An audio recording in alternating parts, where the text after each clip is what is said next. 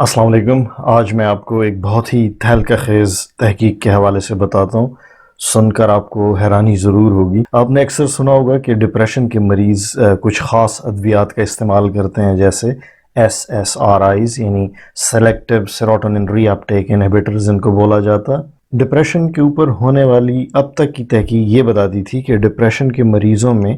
اگر سیروٹونن نامی مادے کی کمی اعصابی لیول پہ ہو جائے تو ڈپریشن ہو جاتی ہے، اور یہ سمجھا جاتا تھا کہ اگر اس مادے یعنی سیروٹونن، جس کو 5 ہائیڈروکسی ٹرپٹامن بھی کہتے ہیں، اگر اس کو اعصابی لیول پر بڑھا دیا جائے ادویات کے ذریعے، یا یوں کہہ لیں کہ اس کی دستیابی کو اعصابی لحاظ سے بڑھا دیا جائے، تو اس سے ڈپریشن کا مرض ٹھیک ہونے لگتا ہے۔ اور سمجھا جاتا تھا کہ یہ ادویات دراصل سیروٹونن نامی مادے کو اعصابی لیول پہ بڑھا دیتی ہیں۔ یہ میں نے آپ کو سادہ انداز میں سمجھانے کی کوشش کی ہے۔ ایک جملہ طب اور فارمیسی سے منسلک سٹوڈنٹس کے لیے ایڈ کروں کہ اس عمل کو آپ بخوبی جانتے ہیں کہ ہم انہیبیشن آف سیروٹونن ری اپٹیک کہتے ہیں، اور یہ پری اور پوسٹ سائنیپٹک نیورون کے بیچ میں جو سائنیپٹک کلیفٹ ہوتی ہے وہاں پہ یہ عمل ہو رہا ہوتا ہے۔ اب رہی یہ بات کہ اگر یہ ادویات سیروٹونن نامی مادے کی ری اپٹیک پر کوئی اثر نہیں ڈالتی تو پھر یہ ڈپریشن میں فائدہ مند کیسے ہوتی ہیں، کیونکہ ان ادویات کے مسلسل استعمال کے بعد ڈپریشن یا MDD جس کو کہتے ہیں میجر ڈپریسو ڈس آرڈر، اس کے مریض ٹھیک بھی ہو جاتے ہیں۔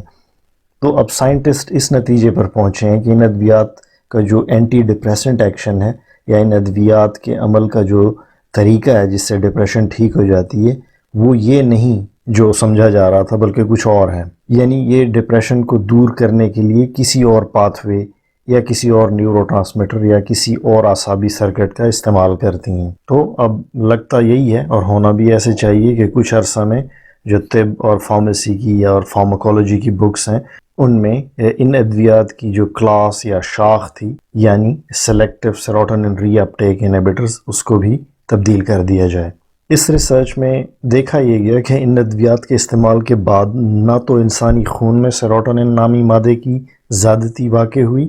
اور نہ ہی سائنیپٹک کلیفٹ پر سیروٹونن کی مقدار میں اضافہ ہوا، جس کی وجہ سے سائنٹسٹ کو یہ پتہ چلا کہ ان ادویات کا جو ممکنہ اینٹی ڈپریسنٹ ایکشن ہے وہ یہ نہیں جو آج تک سمجھا جا رہا تھا، بلکہ کچھ اور ہے، اور جس کو دریافت کرنے کے لیے کچھ سال مزید لگ سکتے ہیں، کیونکہ اس پر اب بھرپور ریسرچ ہوگی تبھی اس کا پتہ چل سکے گا۔ تو یہ تھی میڈیکل سائنس کی ایک بہت بڑی غلط فہمی، جو کہ کتابوں میں سال ہا سال کئی دہائیوں سے چھپ رہی تھی،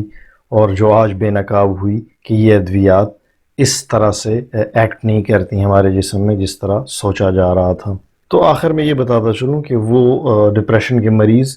جن کو آلریڈی ان کے سائیکیاٹرسٹ نے، ڈاکٹر نے ان ادویات پہ رکھا ہوا ہے، وہ اپنی ادویات ڈاکٹر کے مشورے سے اسی طرح لیتے رہیں۔ یہ ڈرگز افیکٹو ہیں، لیکن آج کی اس ویڈیو کا مقصد یہ تھا کہ یہ اس طرح باڈی میں ایکٹ نہیں کرتے